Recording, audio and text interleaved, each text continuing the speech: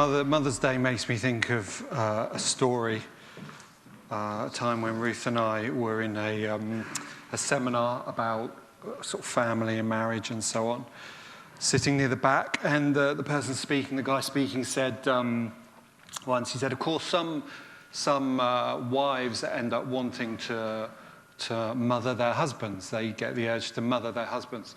And he said, have any of you here ever felt the urge to mother your husband? And no one except Ruth's hand went straight up. And he said, oh, thank you for being honest. What makes you want to mother your husband? She said, I thought you said smother. That's not true, by the way. It's not a true story. But I do snore, so I think it's probably only a matter of time before I get a pillow across my face at some point. So anyway, on to more sobering things. Laodicea, the church of Laodicea. We're at the end of the series on Revelation. We've gone through these 7 letters to the 7 churches. So I hope this series has been beneficial. Thank you, Natasha, for sharing some of the things that stood out to you from this series. And, I'm glad that it makes you want to read the rest of Revelation, though, it's not all as enjoyable as these letters. And we've made it to Laodicea anyway. We've made it to the last church in this series. And to be fair, it's not a great one to end on. As you hear, this is a church that Jesus has nothing good to say about them. Nothing good. Now, before we had Sardis, which was a church he was not particularly impressed by, but even with Sardis, he said, there are some of you who are not fallen away, some of you who have been faithful, but Laodicea doesn't seem to have any redeeming qualities whatsoever. Now, there are some things I think that will help us understand this section a bit more. Laodicea was a town, very wealthy, a very prosperous town, and it had close links with 2 other towns in the region, Hierapolis and Colossae. Colossae, of course, being the letter to the Colossians. Paul wrote to the Colossians, and in fact, if you read the letter to the Colossians, Paul references Laodicea and Hierapolis, and he says, make sure the church of Laodicea read this letter, and you in turn read the letter that I sent to Laodicea. And we don't have that letter. That's a letter that Paul wrote that we've lost. Laodicea as a church in this time, about 40 years after Paul wrote to the Colossians, Laodicea as a church seems to reflect the town it's based in. As you may have noticed as we've gone through the letters, Jesus will often make reference or use an image that links to the town that the church is based in. And we've got the same thing here. It's a wealthy town, as I said, a prosperous town, and it seems the church likewise is prosperous and wealthy.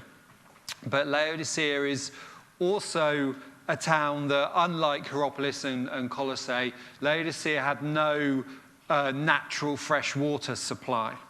There was a hot spring that ran through the region, but it ran through limestone. And by the time it came out, the water was no longer hot, and it had been running through limestone, so it was sort of brackish and unpleasant. So Laodicea had this spring, lukewarm and undrinkable. And you can see immediately that Jesus sort of makes reference to this in the opening lines of his letter to the church. You are like the town you live in. You're wealthy and prosperous, but there's no fresh water in you. You have no fresh water. You're disgusting. I am about to spit you out of my mouth. That's what Jesus says to this church. This is his opening lines. Now, when we read those opening lines, those tend to be the things people remember about this letter, those who are familiar. You are neither hot nor cold. How I wish you were one or the other. And that can be like the focus of the letter, the focus of this sort of charge against the church. You are lukewarm.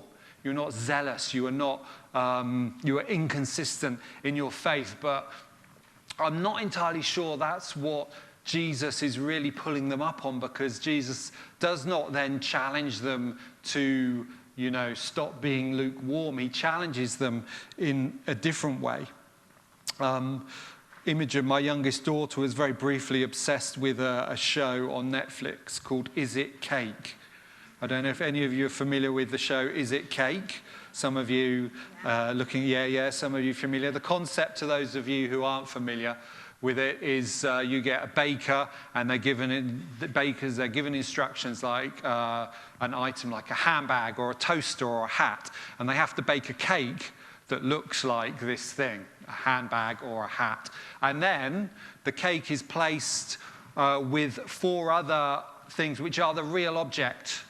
And judges who aren't allowed to get too close have to stand away from a distance and look at those 5 things and try and identify which is the cake and which is the real handbag, which are the real handbags or beef burgers or whatever it is. And that's the concept of the show. People trying to guess what cake is, and it's very popular for some reason. And my daughter enjoyed it. But I have to say, I watched a couple of episodes with her, and they're very talented people. They bake their cakes that look like a handbag or a hat, and then you can't really tell very easily which one's the cake and which ones are the other things. And that kind of I was thinking about the church in Laodicea, which is appearing in a different show called Is It Church? And Laodicea is placed alongside 6 other churches in the region. And we're asked to look at these 7 churches and find out which one is not the real church, which one's the fake church. And from a distance, it's not easy to see. It's not easy to tell what's a real church and what isn't. And Laodicea, they're like the spring from the town. From a distance, you see the water bubbling up and you think, that looks good. That looks fine. But as you get closer, you may begin to think, not sure, the water looks a bit cloudy. And if you go so far as to actually drink from it, to put it in your mouth, yuck, disgusting. It's not cake. This is something else. This is something disgusting. What Jesus has against the church at Laodicea, I think, is not just, you're lukewarm. That's an image he uses. I'm not sure that's the real charge he's bringing against them. Instead, I think what Jesus has against the church at Laodicea is that they are not what they look like. They think they are one thing, but they're actually another. They think and act like they're fresh water, but they're not. They think they are wealthy. They lack nothing. They have no needs. But Jesus says the reality is you are poor, you are wretched, you are blind, you are sick, and you don't realize it. You don't know it. This is the issue. They do not know it. The real problem with Laodicea, I think, is not that they're being killed by a lack of zeal. They are being poisoned by a lack of self-awareness. They are in trouble not because their faith is weak, but because they are proud. This is the issue for this church. They are proud. Pride is what's going on here. They think we're fine, we have nothing, we have wealth, we have everything we need. We don't need anything else. And that's what I want to talk about this morning, pride. That's what I want to talk about, the issue of pride, because in my experience, I think there are few things that kill you spiritually quicker than pride. Pride is not always something we notice or we see. We can be very conscious of other failings in our lives and the lives of others. We are very aware of some very obvious sins that we and others struggle with. And there may be things we see in others that really annoy us, really anger us, repulse us even. But do you know what repulses Jesus? Do you know what it is that makes Jesus say, I will spit you out of my mouth? It's something you can't see. It's something that's not immediately obvious. You see, the thing about pride is that it does that. It hides in the darkest corners of our heart. It does its best to not actually draw attention to itself, but it will kill our relationship with God. It will kill our relationship with others, and it will kill an honest relationship with ourselves quicker than anything else, I think. It kills it stone dead, and a lot of the time we don't even realize it's happened. That's what pride does. I'm sure, like me, there are many things you're aware of, things you're not sure about in your own life, things you're afraid of happening to you. How many of us lie awake at night worrying about pride? Thinking, God, please don't let me be proud. That's what pride does. It slips in unseen, unnoticed, and sets up home in our hearts and kills things without us being aware that that's what happens. And a lot of the things that we think, yeah, that's a real problem in someone's life. That's a sin. That's my sin. That's whatever sin. Really, they're just symptoms of pride. It's pride that brings these things out. Genesis chapter 4 is a story many of you be familiar with, the story of Cain and Abel. We read about the sons of Adam and Eve, Cain and Abel, who both offer sort of sacrifices to God, and Abel's is accepted by God and Cain's isn't. Cain's is rejected. And Cain is angry about this. And God comes to him and says, "Why are you angry?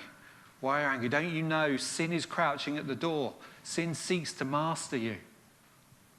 But Cain does not really listen, and he ends up becoming so enraged, so jealous, so bitter that he murders his brother Abel. And we look at that and say, well, Cain's known for murder. That's what he did. That's his sin. But where does this come from?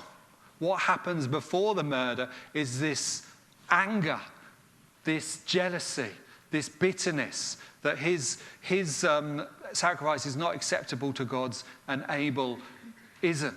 It's pride. It's pride that stirs up inside him. It's pride that seeks to master him, that he must master. And then the fruit of that is the murder.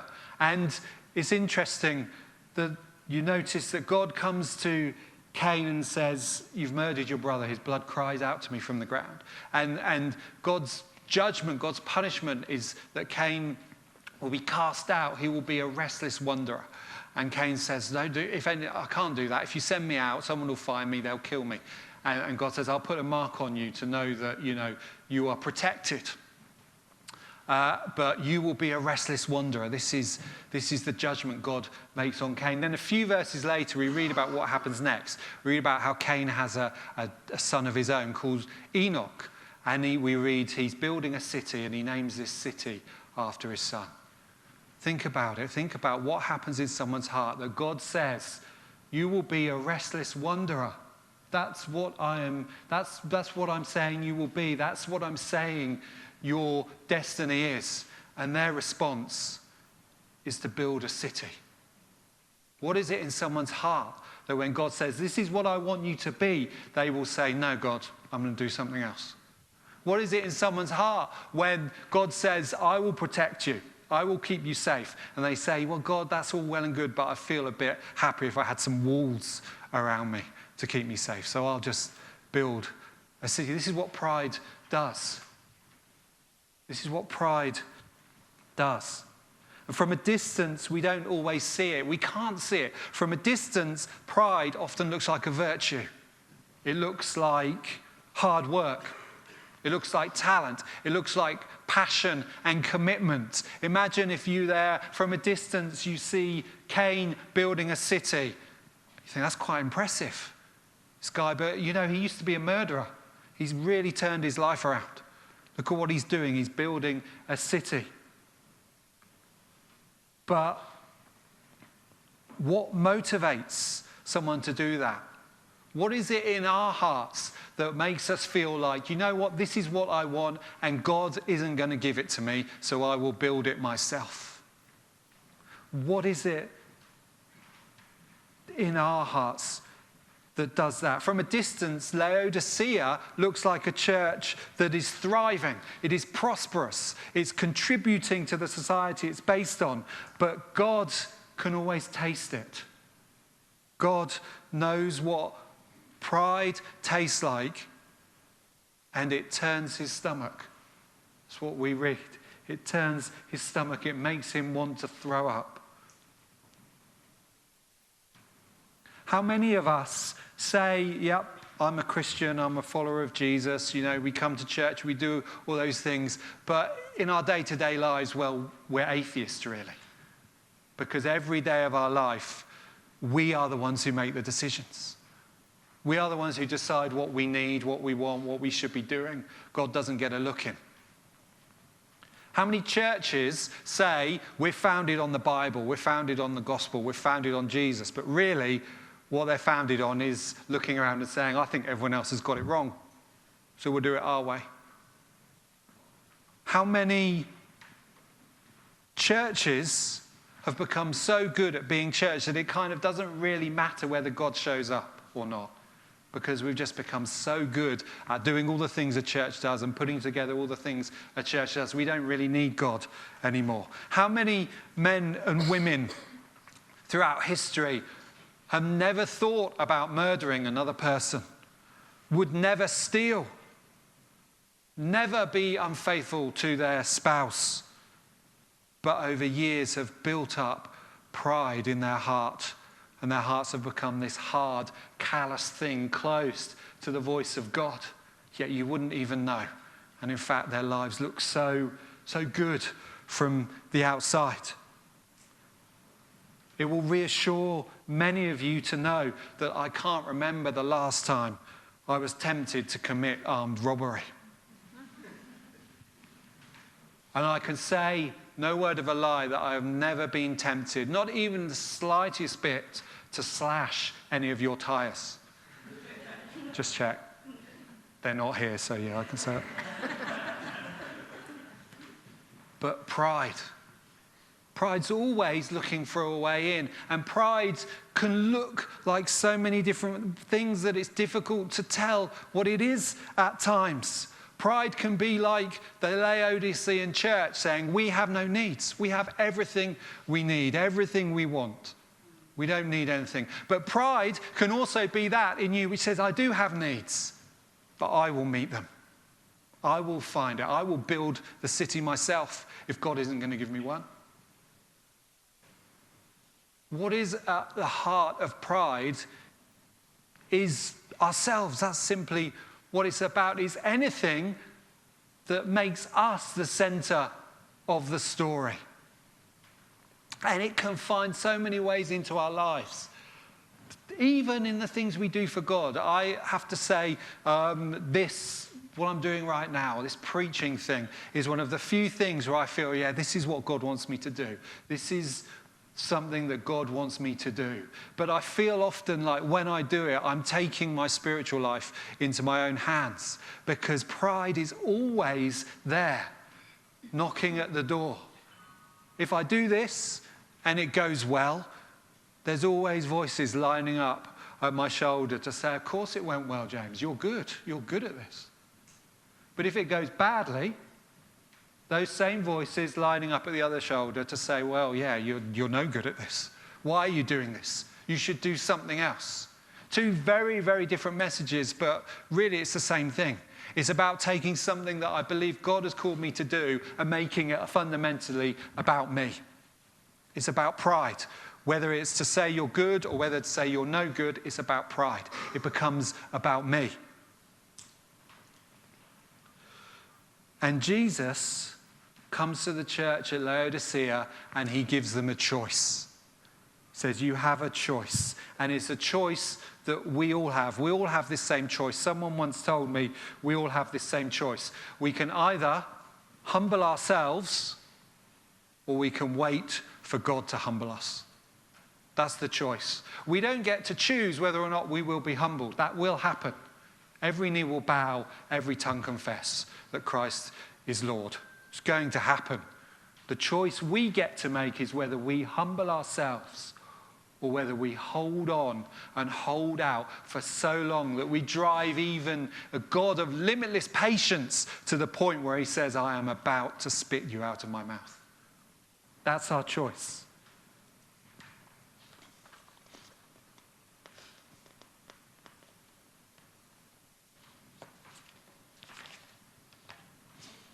Jesus comes to Laodicea and offers them this choice. This is it. This is your final warning. Humble yourselves, or I will spit you out of my mouth. Humble yourselves, or I will humble you. Those whom I love, he says, I rebuke and discipline. Now just pause for a moment. Just pause for a moment. Is this what we expect when we read this letter and we read about a church that Jesus has nothing good to say? Do we expect him to turn around and say, I'm warning you because I love you? Because I love you. That even this church, Jesus says, I love you. Here's the other thing about pride, you see. Pride insists on being worthy. Pride is obsessed with what we do or don't deserve. Pride is wanting to earn something, to feel like we have something because we deserve it, we've earned it. Jesus has never been about being worthy. Jesus has never been about what we do or don't deserve. Jesus has never been about what we can and cannot earn. In fact, Jesus says, don't even try, because you cannot earn what I have to give you. If Laodicea as a church humble themselves, why? What's that for? What's the point? So that Jesus can say, that's better. Remember who's in charge. I'm glad you remembered who's in charge. I'm glad you remembered how unworthy you are. Don't forget it. That's not what Jesus is calling them to. Jesus says, humble yourselves. You are poor. I want to give you my wealth. Humble yourselves. You're blind. Let me heal you. Let me open your eyes. Humble yourselves because you're naked. Let me clothe you. You're sick. Let me give you medicine. Jesus knocks on the door at Laodicea, not because he wants to evict them, because he wants to sit and eat with them. And it's no different for any of us here. No different for any of us here. Sometimes you may feel like God's trying to get your attention, banging on your door like an angry neighbor who wants you to turn down your music. No. He's trying to get your attention because he wants to sit down and share a meal with you. Here I am. I stand at the door and knock. Where's Jesus? Here. Here I am. He's right there. I stand at the door and knock. He doesn't just knock. If anyone hears my voice, he speaks too. If anyone hears my voice and opens up the door, I will come in and eat with him and he with me. Pride hides in the dark and whispers so loudly that it drowns out everything, every voice, except the voice of our own self-righteousness. But be still and listen. Listen. If anyone hears my voice and opens up the door.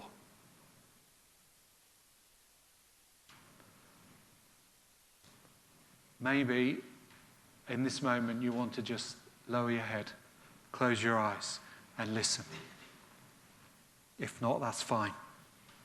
But if you feel like Jesus is trying to get your attention, just be silent. Can you hear the voice of Jesus right now wanting to come into your life? Have you pushed him out? Have you kept him away for the sake of pride? Have you listened to those whispers telling you all kinds of lies about who you are, what you're worth, and what life is about? Shh, just be quiet for a moment. Just listen. Listen to the voice of the one who's standing outside that door, just outside door, knocking. If Jesus was there knocking on the door of your heart, what would he say?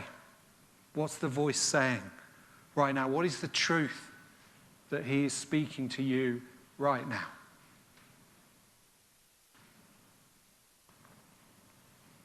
Do you need to humble yourself? Have you kept Jesus at arm's length? Have you told yourself and everyone else that you're fine, you've got it all together? And in fact, it's everyone else that's got the problem. Have you told yourself, actually, you know what, I don't need God to solve this problem? Do you feel like God is not giving you what you need, what you want, so you're going to go and make it happen yourself? Have you kept that door shut for a while? Maybe at times you've leant against it to keep it closed. Open it this morning. Fling it open. Are you sick of all those other voices that fill the silence, telling you things that only make your life harder and bleaker? Listen to his voice. Are you tired of your own poverty, your own blindness? Jesus says, those I rebuke and discipline, I love. Here I am. I stand at the door and knock. If anyone hears my voice and opens up the door, I will come in and eat with him and he with me. Maybe it's been a while, but here's your chance. Open the door. Let Jesus in. Are you hungry? He wants to sit with you for a while and eat.